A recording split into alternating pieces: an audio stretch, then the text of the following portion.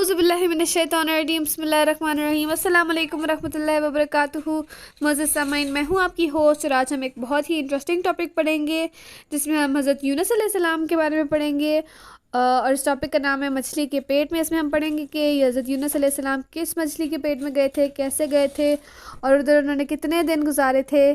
तो हम लोग इसको स्टार्ट करते हैं। स्टार्ट करने से पहले आपसे गुजारिश है कि हमारे चैनल को लाइक शेयर सब्सक्राइब करना हरगिज़ मत भूलिएगा। और अब हम इसको स्टार्ट करते हैं। बिस्मिल्लाहिर्रहमानिर्रहीम। तारीख़ में कभी ऐसा नहीं हुआ कि किसी कौम पर अज़ाब इलाही नाजिल होने वाला हो, अज़ाब के आसार सामने नज़र आने लगें और ऐन इस वक्त लोग तौबा इस्तग़फ़ार शुरू कर दें और अल्लाह का अज़ाब वापस पलट जाए। सिर्फ एक कौम को ये मोहलत हासिल हुई। ये कौम हज़रत यूनुस अलैहिस्सलाम की कौम थी जिसका जिक्र कुरान सूरह अंबिया में करता है। हज़रत यूनुस अलैहिस्सलाम को ज़ुन्नून के नाम से भी जाना जाता है।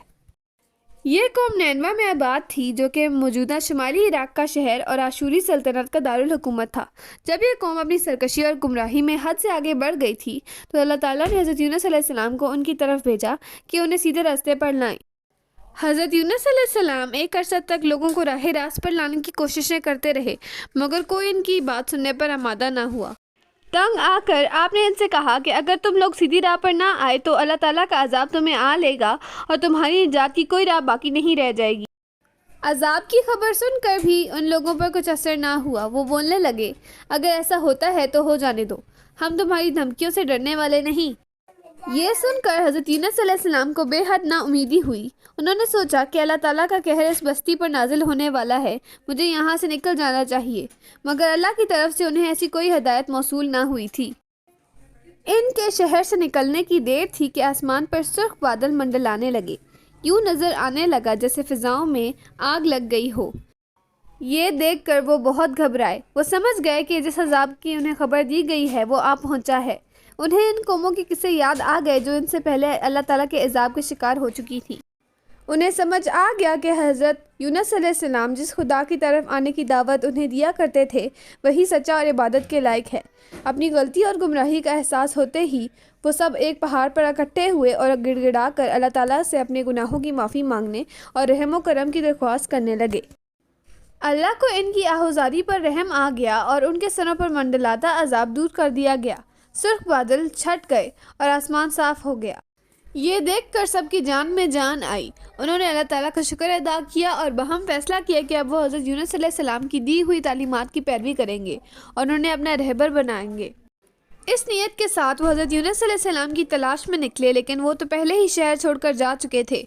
शहर से निकलकर वो दरिया के किनारे पहुंचे और एक छोटे जहाज़ में सवार हो गए ताकि जल्द अज जल्द इस इलाके से दूर चले जाएं जो इनके ख्याल में अजाब से दो चार होने वाला था।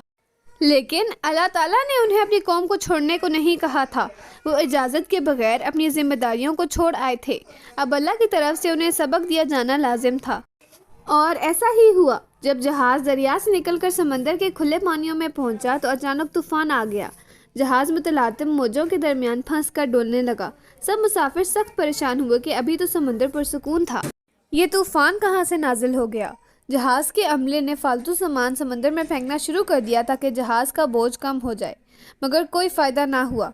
तूफ़ान की शिद्दत ऐसी थी कि लग रहा था कि कोई दम में जहाज़ टुकड़े टुकड़े हो जाएगा। ये हाल देखकर कश्ती चलाने वाले एक मल्ला ने कहा, मैंने सुना है कि जब कोई गुलाम अपने आका के यहाँ से भागकर कश्ती में सवार हो जाए तो वो ऐसे ही तूफ़ान की जद में आ जाती है। मालूम होता है कि हम में से कोई गुलाम मौजूद है जो अपने आका से भाग आया है। जब तक इस गुलाम को जहाज़ से उतारा नहीं जाएगा हमारी खुलासी नहीं होगी। ये सुनकर हज़रत यूनुस अलैहिस्सलाम को एहसास हुआ कि उनसे क्या गलती हो गई है। वो अल्लाह ताला की इजाज़त के बगैर अपनी कौम को छोड़ आए थे। उन्होंने कहा, आपका ख्याल दुरुस्त है, मैं ही वो गुलाम हूँ जो अपने आका से भाग आया है। आप लोगों को चाहिए कि मुझे समंदर में फेंक दे। लोग आपकी बात सुनकर बहुत हैरान हुए। एक शख्स ने कहा, आपके चेहरे से तो बुजुर्गी का नूर टपक रहा है, आप जैसा इंसान भला ऐसा काम कैसे कर सकता है। हज़रत यूनुस अलैहिस्सलाम ने उन्हें यकीन दिलाने की कोशिश की मगर लोगों ने कहा कि बेहतर होगा कि कुर्रा डाल लिया जाए। जिसका नाम कुर्रे में निकलेगा इसी को पानी में कूदना होगा। कुर्रा डाला गया तो हज़रत यूनुस अलैहिस्सलाम का नाम ही निकला। लोगों ने अपने इत्मीनान के लिए एक दफ़ा फिर कुर्रा डाला। इस मरतबा भी हज़रत यूनुस अलैहिस्सलाम का नाम ही सामने आया। तीसरी दफ़ा भी ऐसा ही हुआ। हज़रत यूनुस अलैहिस्सलाम ने कहा, मैं पहले ही कह रहा हूँ कि वो गुलाम मैं ही हूँ। अब करने का काम यही है कि मैं इस जहाज़ से उतर जाऊँ। یہ کہہ کر آپ نے پانی میں چھلانگ لگا دی۔ جیسے ہی آپ پانی میں گرے، ایک دیو کامل مچھلی تیزی سے آپ کی طرف بڑھی اور آپ کو نگل گئی۔ اگرچہ روایات میں اس مچھلی کے بارے میں صرف اتنا ہی بتایا گیا ہے کہ وہ بہت بڑی جسامت کی حامل تھی، تاہم شواہد سے معلوم ہوتا ہے کہ یہ مچھلی ویل تھی، کیونکہ سمندر میں کوئی اور مچھلی اس سے بڑی نہیں ہوتی۔ اس مچھلی کے پیٹ کے تاریک قید خانے میں حضرت یونس علیہ السلام 40 روز تک رہے اور مسلسل ان الفاظ میں اللہ تعالیٰ سے معافی طلب کرتے رہے: لا الہ الا انت سبحانک انی کنت من الظالمین۔ ترجمہ: تیرے سوا کوئی معبود نہیں، تیری ذات پاک ہے، بے شک میں ہی قصورواروں میں سے ہوں۔ یہ سورۃ الانبیاء میں آیت نمبر 87 کا ترجمہ ہے۔